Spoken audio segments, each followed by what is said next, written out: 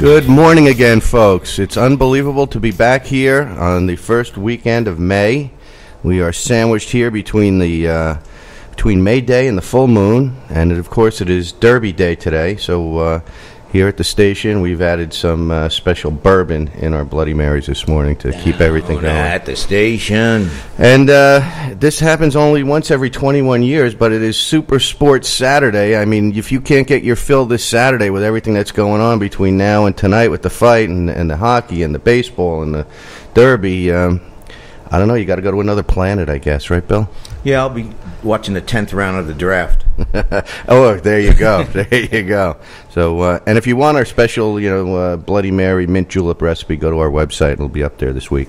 We have a few things out there. We have, is Elizabeth out there? Good morning, Elizabeth. I am right here. In fact, I was just marveling that it is actually 1 degree warmer where you are than it is here.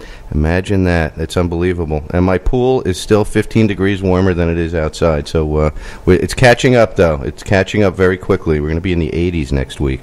So, well, actually, it's going to be in the 80s later today, but right now it's 1 degree cooler. Yeah, and Bill, would you like to say hello? Hi, Elizabeth.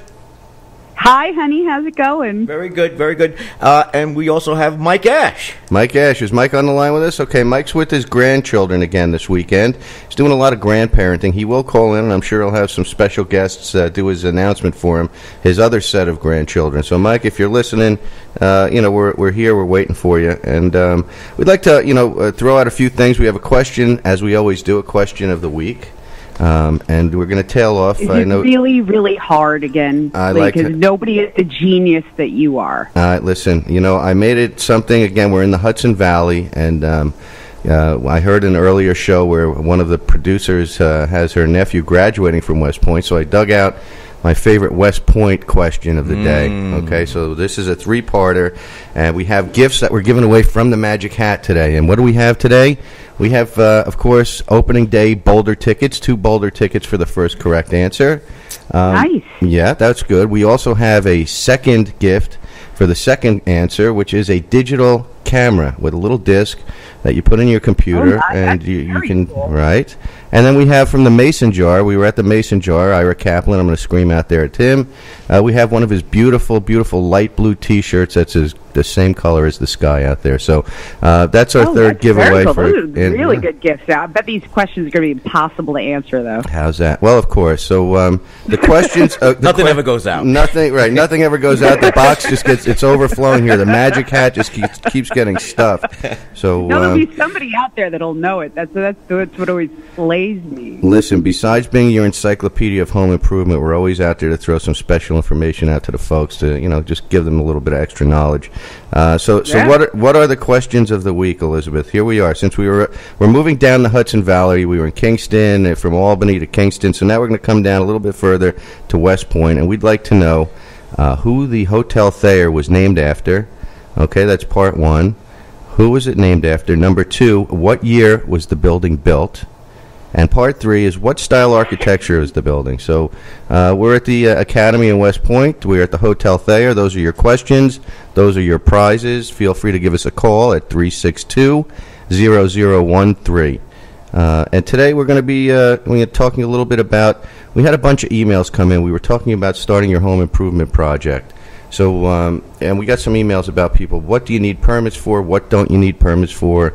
What the permits cost, and all of this stuff about permitting. So I think today we're going to continue a little bit along on those lines to find out why you need permits, and then also what type of team do you use to start your construction project? Who do you call? Where do you go once you have all your ideas and your books and your digital camera? So see, here's one thing that I people are always asking me, should I just build it? Should I just do this? The problem is you can't really just go online. You can't even put a reference online because municipalities, little villages, little towns, they're all so, even in the Hudson Valley, in Middletown, there's Mechanicstown, there's the town of Wallkill, there's the village, there's this. You never know really where you are. It's just so, the lines are drawn. It's not gerrymandering or anything. It's just because these places are so they organically develop that you don't exactly always know where exactly your house is.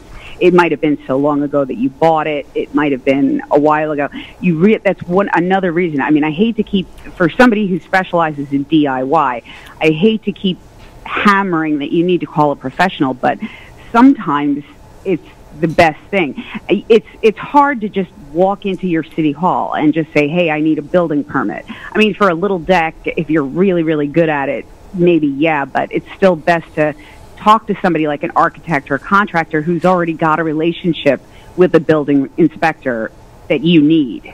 Am I making sense? No, absolutely. That's correct. And people are really unaware that pretty much now in most municipalities, any type of work you do, whether it's inside the house or outside of the house, you need to get some sort of a permit or authorization to do it, so that when you go to sell your property in the future, the building department and the title companies always do a violation search.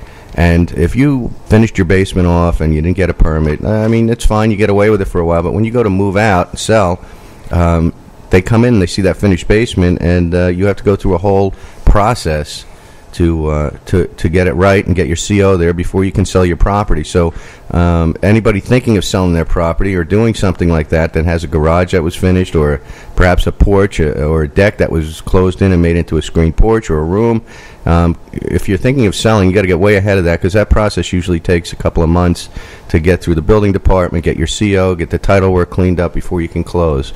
Our office gets a lot of those calls. Yeah, it can also come back to bite you, even if you're not looking to sell. If you, look at Hurricane Sandy, if you're looking to collect on insurance and your house isn't up to code, then you can get a fine at that time, too. If you have an accident, tree falls on you, or something like that, and you've got stuff that you didn't build to code, say you have the shed in the back that's too big, and it should have gotten a permit, and a tree falls on it, your house insurance may not cover that. That's another show. That's the bar shed. Yeah, we're going to do the bar shed for our folks out there in Oakland that listen to us. The whole neighborhood has bar sheds, bigger and badder than each other, and Bill here is going to actually put one upstate New York that's going to put them all to shame. So we're waiting for that. That is another show. Well, I was at Home Depot and I got corralled by this guy whose specialty was selling these sheds, and I'm looking at him going, dude, I could probably build one of these cheaper than you're trying to sell me one, that you're going to drop in on a crane, just to kind of make him stop talking to me. But he was like, well, if you build it too big, you're going to need a permit. I'm like, yeah, I know that. He wasn't talking about a shed, Elizabeth. Elizabeth, be careful now. Those Home Depot guys. And again, we don't want to use that Home Depot name out there. We could get sued. Yeah, kind of, especially because I was in their lumber department and all the wood was so bent. I was like, are you trying to sell wood for Viking ships? No way. But, don't tell me. Don't get started on the bent wood now. Elizabeth, come on. We're still in the early morning hours here. We're trying to get the show going. But, it's just really, I was just thinking to myself, there's so many people out there like, I'm just going to put up a shed. And it's like, you really should not be doing this without consulting somebody who knows. You're absolutely right. And, there's setback requirements and things that people are unaware of. They just put the shed up. And then, of course, somebody's watching. And normally people say it's the government. Gosh. But it's truly your neighbor. So you got to be careful what you do out there, inside or outside of the house, because a neighbor will call. They see vans coming and going in your driveway for a week or two. The people, certain people make phone calls, and the next thing you know, you have an inspector or code compliance officer at your door. And then, of course, you go and file for the permit, but they stop all the work, and if you're in the process of doing something, that could back you up 3 or 4 weeks, and that may not be part of your schedule and part of what goes on with what you were planning to do. So very important, very important. It's just not worth it anymore. It's not worth it anymore. It's also important because their code is there for a reason. I mean, here in California, they build things to code because of earthquake. And if you've ever seen Mythbusters, a house built to code out of wood is going to stand longer than something made out of stone. But there's a reason that code exists. Mm-hmm. That's right. Well, Elizabeth, we're on the Ramapo Fault here as well, so I design all of my buildings here in Rockland and in Bergen County with seismic, geothermal, seismic, we've got the vibration factor. Yeah, we've got the calculations for that. We bounce around a little. Well, see, there's something. How many people know that you're on the Rambo fault? Well, there we go. Another piece of information for our listeners out there. We like to keep them up to speed on a lot of things. And while we're talking about our listeners out there, we're starting a new segment. And you know what the new segment is? A tip of the week. And since May is Spring Cleanup Day, we're going to ask the folks out there to take your tax returns and use it to improve your curb appeal of your home. So we're going to give you a project of the week every week, and May has 5 weekends in it this year. Woo. So you know what? That gives you 5 weeks. And if you listen to the ABCs of Home Improvement and take each tip that we give you and accomplish each job, each task, by next week's show and the following show, your house will be incredibly updated and sparkling, and it'll be a minimal amount of money and a minimal amount of work. So what is our tip? Our tip of the week, Bill? What are we going to do? You know? Well, it's a good time to get started and get power wash the front of your home. Power wash the entire home, but power wash it. Power washing. So power washing. How do you do that, Bill? How would somebody go about power washing their property? If you don't have a power washer, what is the cost to get a power washer? What is the cost to hire somebody to do it if you don't want to do it yourself? And so on. Go ahead. Give us a little on that, Bill. All right. You can rent one for the day for less than $100, and you can do it yourself. Or you can, that's if you have a ranch. That's right. You don't want to get up on the ladders with that power washer. But if you have a, whatever, the size of the home, 2-story, 3-story. So, then could cost a minimum $300, $500, $700, depending on the size of the house. Nice. And how, depending on how clean you want it. Right. That's right. We offer, a couple different, your standard wash, and also, if it needs to be scrubbed, we'll scrub every inch of it by hand. Scrubbing. Oh, absolutely. Nice. With buckets and brushes on poles. And that's it for the brickwork, for the porous brickwork to really get in there. But he'll do it with toothbrushes for enough money. That's right, Elizabeth. Well, Elizabeth, what we really want to tell the folks, if they don't want to go out and spend really any money on something, you can get out, and I think what we'd like to do this week is clean out your 2-car garage and allow room for at least 1 car. If you can get that done by next week, your wife will be happy, you'll be happy because you can get your wife's car in the garage, and I think that would be a great start. And then if you have time, you do a little power washing, and then we'll give you a tip of the week for next week as to what you do next. But use those tax dollars to increase your curb appeal by a little bit of landscaping upgrade, a little bit of mulch. You can do a lot of little painting jobs around the house. And before you know it, you go out, take a look outside, and see what your house looks like from the road and see what you need. A new mailbox, sometimes, even a new driveway. Doesn't he want to pack his cat in her garage? That's very possible, Bill. That's very possible. So listen, and our engine and our video guy here, we've had a few emails about connecting to our site. We're going to talk to WRCR here about putting our link up there on their site because they come here. Our site is the ABCsofHomeImprovement.com. We will have videos of the show up so you can re-listen to them and see the in-studio films as well. So I hope that answers some of your folks' questions out there about that. Let me encourage your readers. I mean, our listeners that soon to be viewers, cleaning out your garage, soon to be viewers, that by cleaning out your garage, you may end up with some treasure that you can then flip into a garage sale. And to encourage teenagers, which I have to help you, you can give them a cut of garage sale profits. Yes, that's a good idea. That's very good. Little family project. So profit can lead to profit. So if you want to motivate yourself to do such a kind of a not so fun task as cleaning out your garage, you may find digital clock radios. Digital clock radios. Profitable. We had a lot of emails about those. I have 2 more of them, but I'm skipping it this week. I'm going to the digital camera this week. So, folks out there, get on your Googles and give us a call here at 362-0013 with your home improvement questions and also with some answers to the questions of the week. Neil, we're going to go out on a quick break. When we come back, we'll continue along with permits. There's more of the ABCs of Home Improvement coming up on WRCR. All right, folks, we're back. Get your Googles on. Give us a call with some answers about the questions of the week and win some prizes here at the ABCs of Home Improvement, 362-0013. Questions of the week again. Okay. Who was the Hotel Thayer named after? What year was it built? And what style of architecture was the building? Those are the 3 questions for the Magic Hat prizes, Bill. Oh, nice. What a beautiful building and what a beautiful dinner. It's great. The dinner's Brunch. Brunch is unbelievable. Speaking of brunch, I'd like to throw out a thing to Torn Valley Vineyards again. We missed them on the front end of the show, one of our sponsors here. Again, great day to be going up to the vineyard. Go up there, grab your glass of wine. They have a great kitchen serving all kinds of delectables, seasonal delectables. I'm halfway there. They have a 5-star chef in there, and don't forget about calling them for your catering needs, wedding plans, or just a special event you might want to have for your company. They're on Tornbrook Road, and they're at www.tornvalleyvineyards.com. That's Torn with an E. I got you, Elizabeth. All right. So, and we're going to follow it up with our motivational quote of the week again. You folks to put up on your refrigerators till next week's show. This comes from our good friend Brian Tracy, an American author and motivational speaker. And he says, big, big dreams. Just dream the biggest dreams you can. Imagine them with no limitations, and then decide what's possible. So we would like to throw that out there to you folks, and Arca Future likes that. Dream about your possibilities for your home improvement project without any parameters. Just get all your wish list together, and then we can then define it and bring it down based on budget. So don't leave out anything that you might think is unacceptable or not in your budget. We can maybe make it happen for you. So there you go. There's a great one there.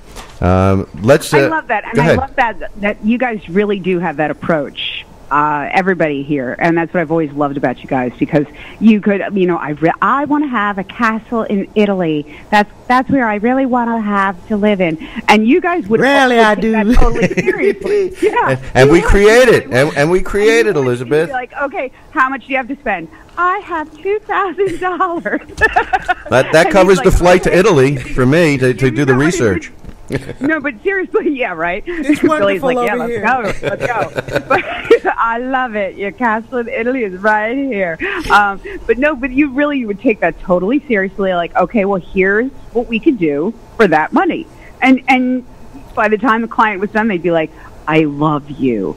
Because you would really not only would you take that completely seriously, but you'd give them the best Italian castle for $2,000. Absolutely right. Elizabeth, thank you for that. You are correct, and that is great that you said that, because we will work with anybody's ideas, with any budget, and do the best that we can. Okay, so again, and one of our mantras, contact paper on the wall. Listen, but they'll be thrilled. But it'll have a Tuscan scene on it. Okay, so that's right. So they'll get the feel. Sturdy underneath if Billy's putting it together. That's right, Bill. What do you have to say about that there, Bill? Well, the water flowing underneath the building will have the Roman, the Venetian feel to it as well, right? So we can accomplish a lot of the whole Italian shoreline, east, west, north, and south. I can see Billy calling everybody, where do we get little gondolas? Right.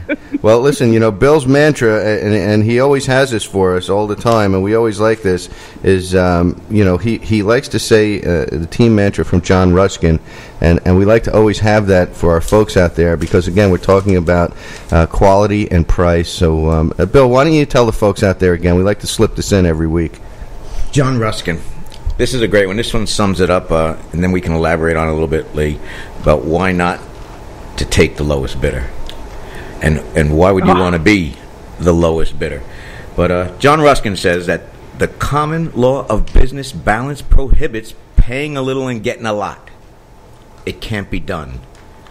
If you deal with the lowest bidder, it is well to add something for the risk you run. And if you do that, you will have enough to pay for something better. John Ruskin, everybody. John Ruskin, everybody. Unbelievable. That was great. No kidding. Absolutely. So that's basically... I used to have on the door of my office, good, fast, cheap, pick any two. That's right. So again, we like to let the folks out there, because I did also get an email about the roofing contractor, and we put somebody else on it. This lady had an issue with a roofing contractor that came to her house and took some money, and didn't do the job, and then she gave him some more money. He finished the job, and it leaked still, and it was leaking around a vent pipe, because I had the guy go up there. Actually, one of the guys from the radio station here, Clem, from Peach Chimney, and we'll throw out a little name out there, Clem in the AM or Clem in the PM or Clem wherever you are. And he took a look at it, and he was able to locate, identify, and clean up the problem for half the price of what what the other group was charging. And I want to let folks know there's a New York State lien law out there, and really the contractors, you give them money for these jobs, but they can't spend one dime of it until the job is completed. That money has to sit in an escrow account, and it gets released when the job is completed. So they have to have their own money to do this work, and then when the job's completed, they take the money out of the escrow account. And a lot of people don't know that. A lot of people give out checks, and there's also a 72-hour waiting period that you have to rescind if for some reason over the course of 72 hours you decide you don't want to work with this contractor, you feel uneasy about it. They have to give you your money back, and they can only take a certain deposit. I think it's $500 at a minimum for the first 72 hours, even if you're doing a $2 million job. So those are things that folks out there, don't know too much about. Should know about it and should understand how that actually works. So again, Rushkin, all of these things tie in together, and we always like to say the best quality work for the best price, not the cheapest price, but the best price for the work. It's really right? important to work with licensed people. Absolutely. If you don't see a license number, like on a truck or on the stuff that you sign, that's a big flag. Yeah, absolutely. People have to be licensed, you are not insured. getting a deal if you're working under the table. Well, sometimes people are good talkers, and they get into the elderly population, and these folks really don't. They're very trustworthy, and they like somebody. They don't do any research. They don't really think about, let me call the Better Business Bureau. Let me call the Consumer Affairs over here in New City. Speak to our good friend, Mr. Grosselfinger, and find out what. Are these people licensed? Do they care? And they need to have certificates. They have to show them to you when they present the contract that they have workers' compensation, that they have insurance for their companies, and also any of their subcontractors. So there's a lot involved when you're doing even a smaller project. And again, this is where we come back to calling the professionals. What type of team do you need to do your home improvement project or new construction project? And all of these things that you need to do to be licensed, to have the insurance, these things cost money, and that's why it costs the customer a few dollars more. Because that's correct. You don't have an office to steal supplies from. You have to pay for all that. That's correct. And that's the cost of doing business. But you get so much more as a client from somebody who's doing it right.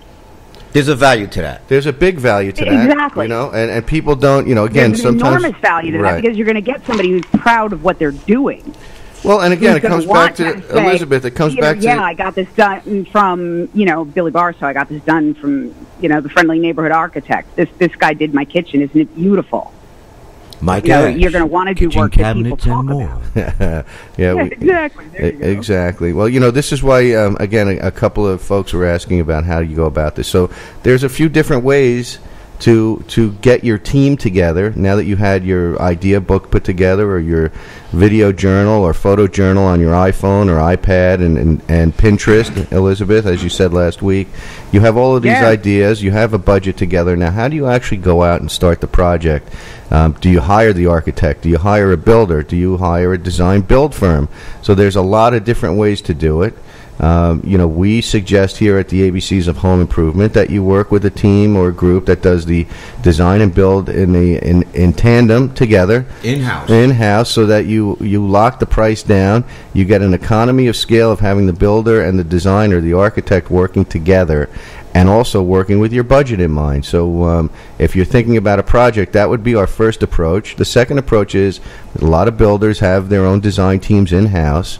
However, they may not be licensed, and what happens is they wind up bringing in an architect to work and finish up the plans and put their seal on it to make the application. At this point, the architect doesn't work for you, the client who's doing the construction. He works for the builder. So his allegiance is now to the builder and not the homeowner, which sort of is a surety or a safety valve to make sure that something's going right. So if something's going wrong, the architect has no responsibility to the homeowner if he's been hired through the builder. His responsibility is to the builder. So when there something arises where there could be some sort of defect or there could be some sort of question in the workmanship, the architect has to stand back. And so we always like to let the owners out there know, and the people that are doing these construction jobs, that even if the builder does the design work, you should take the design work and hire for the fees, the minimal fees involved for your own protection to hire an architect before you build. And also, if the architect is working for the builder, then if you've got something you want to change, now you've got a chain of people you've got to go through. That's right. That's right. And sometimes the builder... Right. Pledge allegiance. Right. To Bill? the flag of the United States. Of America, Bill. Complete it. Nice. So it's so difficult. It's really... I'm with you. I would definitely go with a design build firm. Because so we've got our paper. Simpler. We've got our team on board. And now we have to produce drawings, get drawings together. They have the preliminary drawings go out to the homeowners for approval on the design concepts. That could take a week or 2 weeks or sometimes a year or two, depending on the client and the relationship they have and how much detail they want in the design and the size of the project. And once that's completed, a signature is put on those drawings, and those lock in the design. So from that point forward, you if there's any changes or anything that needs to be modified in the field, those become extra costs involved to either the builder or the homeowner as the construction's going on. Now, once you have that together, the architect will put together a specification booklet if needed, or the plans, the construction documents. Those are the documents that, if you're not working with a builder, you take those to 3 or 4 different builders, and you get estimates. And Bill, what do we say about getting estimates? How many estimates should we get? Besides yours. I think yours is the first all the time. Right. 3. Get 3. And so you're going to have a high, a middle, and a low. Okay, and then how do we select those? Based on the pricing, what is the criteria to say which builder, which builder would you select out of them? How do you classify who's good, is their price fair? What kind of research and what kind of stuff would you do in the background to figure out which price is the best? Well, I think most people go by how the contractor makes them feel. When you sit down, you go over the contract and you go over the price, and I think they make their decision on how they feel and what they think. That's how you feel and how you think are 2 really different things. Yeah. If I went by how I feel about a contractor, I would take myself completely out of the picture, because I don't care if he's a complete moron. Well, no, I care if he's a moron. Whoa, hey, there's a lot of builders listening out there. Okay, easy. No. I don't care if he turns me off completely.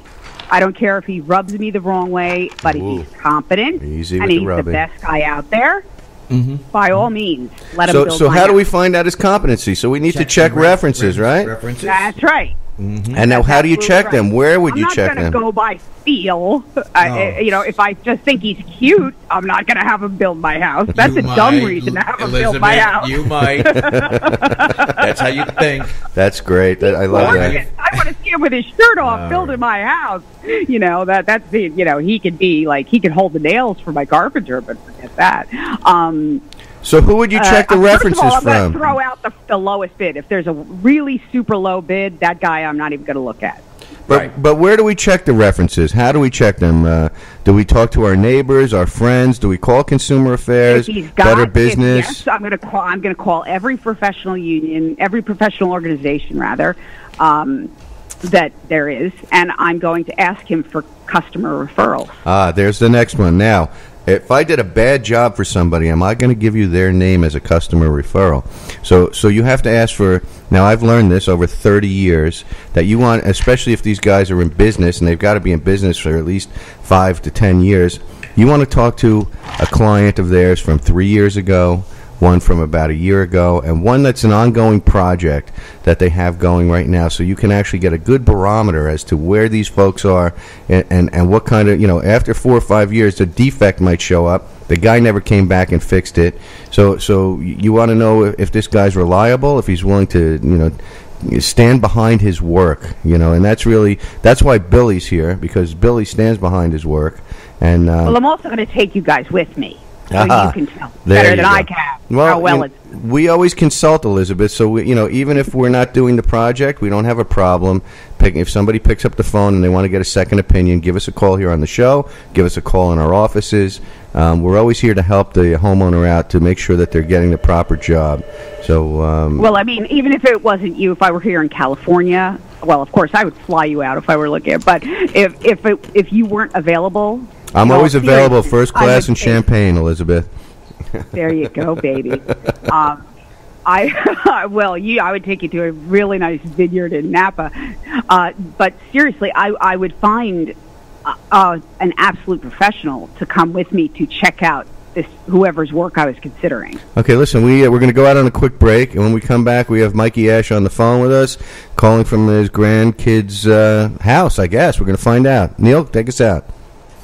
There's more of the ABCs of home improvement coming up on WRCR. All right, folks, we're back, and we have our other host on the air here on the phone with us. Mikey, you there? I'm still with you. What's going on? You got the grandkids? Hi, Mike. Mike, you got the grandkids off of you? You're done tumbling around? No, we just came back from a soccer game. The 7-year-old who's getting commune this afternoon had a great game. He was #1 scorer, which is always wonderful to see. Nice. How we doing today? What's the subject We're matter? doing good. We're talking about... Not as good as you. Yeah, you got a great day ahead of you. I'm sitting out here in the sun. What are you talking? Looking at Red Robins. Nice. Well, listen, with Elizabeth on the air, our studio is full of sunshine. Okay, that's all I can tell you, Mike. Hey, Lizzie, how you doing out in the West Coast? We're doing great. We're doing great. We started out a degree colder. Now we're 10 degrees warmer than you are.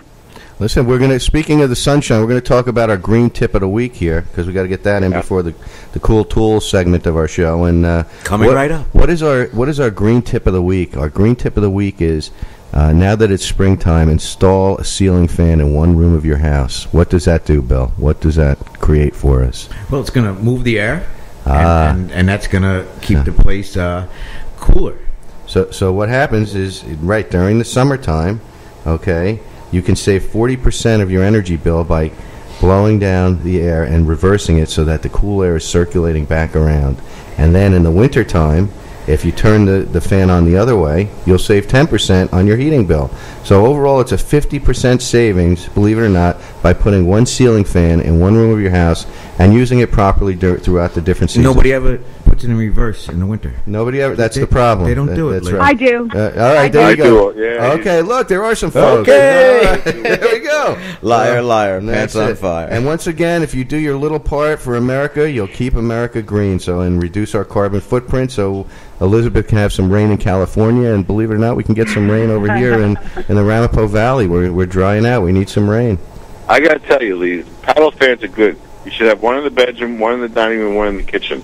All the hot spots where people hang out is very important. The kitchen, Mike. I like that. That's it. Now, why would you have I'm so glad to hear you guys say that, because every time I see any interior design show, first thing they do is take out the ceiling fan, and I live and die with them to control the temperature in my house without spending money on electric.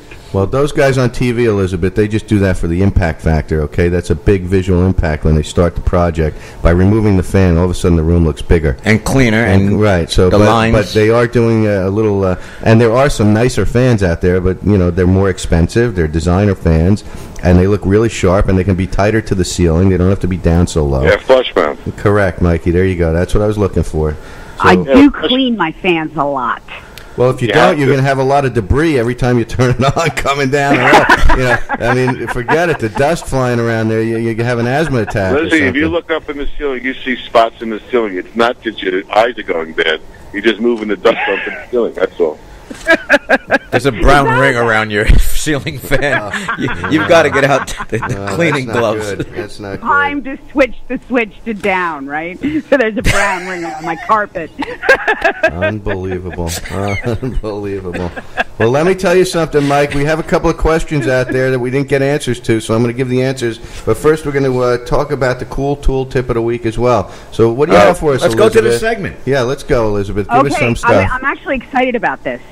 With cigarettes getting really expensive, especially on the East Coast, far away from the tobacco growers. You know the cigarette cases, like maybe your grandmother, the fancy lady, used to carry her cigarettes around in? Yes. They're getting more popular, okay? So you know what I'm talking about. Now, I don't know if everybody is super organized, but I think everybody has drill bits, you know, the extra drills, you know, not just the drill bits, but like the bits, you know, the Torx bits. The chucks. Right, the chucks, the key that you have to open and close. Right. Everybody's got extra ones, They're right? all over Lying the bottom around of your in work front. bags, Elizabeth. Right? Yep. Yeah. Cigarette case, Chuck the little keys. metal cigarette cases are great for keeping them in. Oh, Nice. That's great. Really? She did it again. You can get the king size, you can get the 100 size, depending on the drill bits and the chucks, and that you can throw them in your toolbox. Benson and Hedges, boy, 101, 1 millimeter longer. nice. Elizabeth, last week it was Michael hitting it out of the park, but I got to tell you something. You really just stroked one right out of the park here. Great. You scoop them right out of the bottom and you stick them in there, and all the odd ones that you need, they're beautiful. And sometimes I have a couple of the paddle bits. Oh, They're those nice fit in there? too, because you ever grab a paddle bit and you're like, "Durr, that really hurt." Wow. You put them in there too. So where do you find these cases? How would somebody, you know, I know in a Well, garage sale or something when you're You cleaning can out get them a at a house. garage sale, but Right. you can get them in smoke shops now too, because people are rolling their own. Right, yes. They came back around, No, That's you can because pick of 'em that up. new law Yeah. that they're putting out Elizabeth? there. You can Yep. roll your own. right? You can get them online. You can also. My pick- mom pick used 'em to up have from- one, and now Yep, it's yep. My come mom back had around. one, and she had a little place where you could put the Bic lighter. So that's like for accessory drill bits, you know, the ones that you want. There you go. Side There you go. And hers wasn't metal. Sidecar. Hers was like a leather one with a little snap top. So it's like it's But crazy. the idea is the same. You walk into any Goodwill or Salvation Army and you get any little metal case that's going to fit it. They're terrific. Great idea. And what's Great nice idea. about them is they latch closed. So Now, are you can gonna be able to- throw 'em. Remember the metal Band-Aid boxes? Yes, yes, They were perfect. for Same tools idea. like that. Yep. yep. What is that, And Mike? We I- missed that. Can you say that again? I didn't get it through. Yeah. the- Remember the metal Band-Aid boxes? Oh yeah, Band-Aid. Yes, absolutely correct. Very So I nice. still have a few left over of those. Nice, Mikey. Well, you're a collector, Mike. But That's they good. are especially good for those paddle bits, because I have a bunch of them and they are horrible to just grab if you're not really paying That's attention. a great tip. That's also can tail into our green tip, because that's again an ad hoc reuse of an existing item for something new. So that's fantastic, Elizabeth. That's It good. didn't go to the landfill. Yeah. Do you have any pictures up on your site of that? Because we want to. They'll be on there later today. Okay, we're going to They'll bring be on that there later across, and today. we're going to tie that into our site as well, so we can link it all up. That's Yeah, because I was fantastic. testing it out. You can toss it into the toolbox. Lee, are people getting ready for summer yet with the roofs and the cleaning of the gutters and all that? Well, we did. We were doing a tip of the week, Mike. That was going to be next week's tip. I didn't want to overwhelm folks. This week we gave them the tip of the week. You didn't hear it, but it was clean out your 2-car garage and make room for at least 1 car. No, it wasn't. And power washing. It was power wash your house. And also take your tax dollars, okay, and instead of going to Disney, use it to spruce up your house and get more curb appeal. So invest your dollars in your house to start May, because May is home cleanup month, Mike. Did you know that? I thought it was kitchen month, tell you the truth. It is kitchen month, Mike. And more. Mike, it is kitchen month. Every There's- month is kitchen month. There's like 5 weekends and more. Listen, if it's kitchen month in May, you don't want to do it in May, because 5 weekends, if you're going to be without your kitchen for 5 weeks in May, it's not good. 5 weekend parties, so, you know Yeah, what I'm but the saying? barbecue comes out, the paper plates come out, the containers of iced tea and whatever else you put into it comes out also. It's all good, right, Mike? Mikey, you're That would be unbelievable. great in California. I'm not sure. May's a little iffy in New York.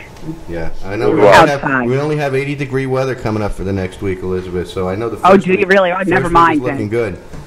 It's absolutely Then good. by all means.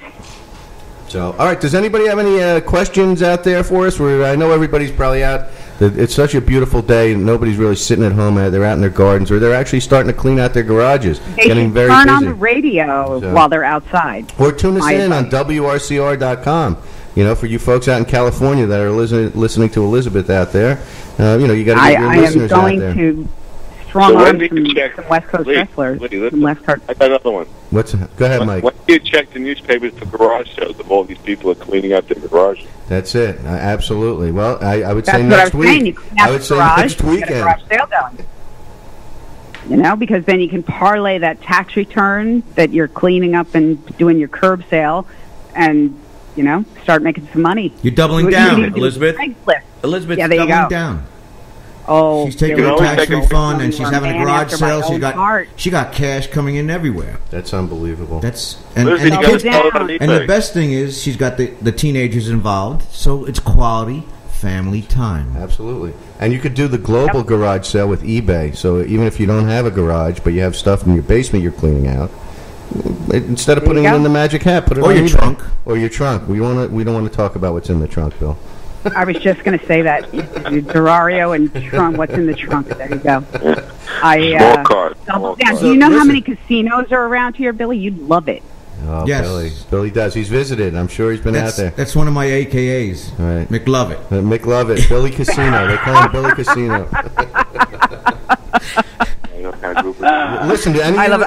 I got a bonus tool you'll see on the website later. I can't wait. That's unbelievable. So that's just for our special viewers, I guess. Is it? That's cooltoolsgirl.com. It'll be on I'll put it on my Facebook page. Cool. Excellent. You'll see it. So does anyone in house here want to take a stab at the questions of the day? Like, who was the Hotel Thayer named after? Me? Yeah. I was a Burke girl, so I have an unfair advantage. Maybe Neil knows I was there the all the time. Neil seems to know the answer. Introduce our engineer. Our engineer here, Neil Richter, has been taking care of us. He does our intros, and he's just really banging on the board here. So, Neil, what do you think? Hey, everybody. Yeah, the Thayer Hotel, it was named after Mr. Thayer. Thayer. Ding, ding, ding, we got a winner. That's it. He gets the shirt from the Mason jar. It's unbelievable. Because he doesn't want the Boulders tickets because he's here every day, so he doesn't need those. Unbelievable. Mr. Thayer. So that was a good one. And his mistresses. How about Mr. Thayer's mistresses? He had one here or there. All right, Neil. So you got that one correct. It was Colonel Thayer, right? It was Sylvanus Thayer. That is correct, and he was the father of West Point, and he was also the founder of the Dartmouth College School of Engineering, which he was a graduate of. Can you imagine the life he led? 1807, he graduated from Dartmouth, and the year before he graduated from West Point Military Academy. So he was one of the founding fathers over there. And what about the building? What year was the building completed? Anybody want to take a shot at that? That I don't know, but I know it's in the same architectural style as Fordham University, where I graduated. Okay, well, that's a granite which style is building. sad because I don't really know what that is. Well, for our folks out there, the Hotel Thayer opened on May 27th, 1926, and it replaced the West Point Hotel, which was the original hotel there, and it's now on the historic Hotels of America, and it also has 151 rooms, and it just went a renovation in 2012 to create 20 or 30 rooms with suites. So next time you're if it's in the 20s, is it Art Deco? No, that was a good guess. The type of architecture that it was is called Gothic Revival. Okay, Gothic Revival, that's right, because that's Fordham. Gothic Revival. Now, listen, here's a bonus question. If the phones start lighting up, you guys aren't going to get a chance, but what is the West Point motto? Does anyone know that? Do unto others. No, but you start off right. It's duty, it's an American, honor, it's the American country. Army. There would just That's be it. unto others, period. But it kept What it is simple. Duty, honor, and country. And that's a derivative of one of Sylvanus Thayer's sayings that he started. So I know the Marines, Semper Fi. Right. Well, Semper Fi, do or die, pain is weakness, leaving the body. I know all that. My dad was a Marine. That's it. Well, Sylvanus was a great man for keeping the cadets in line, and he also instilled a lot of different ideas there that made him the father sort of West Point. And I guess when Brigadier General MacArthur was up there returning after World War I, he became the superintendent of West Point, and he adopted the noted duty, honor, and country speech, and he gave that to his cadets when he was receiving the Thayer Award up there. So there's a lot of history up there in the Hudson Valley. And for our listeners out there, we just, since Carrie's nephew is graduating from there, I figured we'd put that together, even though she's not here now. We heard that on an earlier show, and so we're doing a little bit on the Hotel Thayer, West Point, and of course I got married back in September 1985 at the Officers Club up there. And in the fall, it's beautiful. That's a lovely place to get married. Absolutely. So my lovely wife, I That's don't know a how she lovely does place it, to get but married. 30 years of marriage still. Hey, Lee, did your wife carry the sword or you first? My wife still carries the sword, Mike. And she shows it to him regularly. So I think we're pretty much tailing up here. You folks have any last words you want to say before we go? I got a couple of sponsors again I got to mention here. Larry Turco from Grasskeepers Landscaping, Ralph Spano from Sunshine Plumbing and Heating, Anthony Donadio from Donadio Electric, Ray Bolson, Supervision HD TV and Home Audio Experts, and Dave March from Solar City. They're going to be our future guests. We have Ira Kaplan from the Mason Jar with the shirt here. Go stop by. Best ribs this side of the Hudson River. And I think we had one more. We had Jimmy from Easy Glass, who's doing a little work. Jimmy from Easy Glass. He's doing a call-in from. He'll be doing a call-in with us probably in the next 3 or 4 weeks. So these are some of our future guests. Pete Stovak from Tuxedo Golf. Ah, nice. Guaranteed lowest gas prices in town. Unbelievable. Okay, Mike, you have anything to add before we sign off? Elizabeth? Well, if the weather stays like this and the communication stays like this, and you get empty out the box, well, that'll be a great one. Excellent. Elizabeth? This is a great gig. You guys are great fun and great pros. Excellent. Okay, listen to our show next week on WRCR.com. Get your questions together. Get your home cleanup project tip of the week done this week, and we'll have a new one for you next week. And look at our website, the WABCs of HomeImprovement.com, for our videos from inside the studio. Neil, take us out.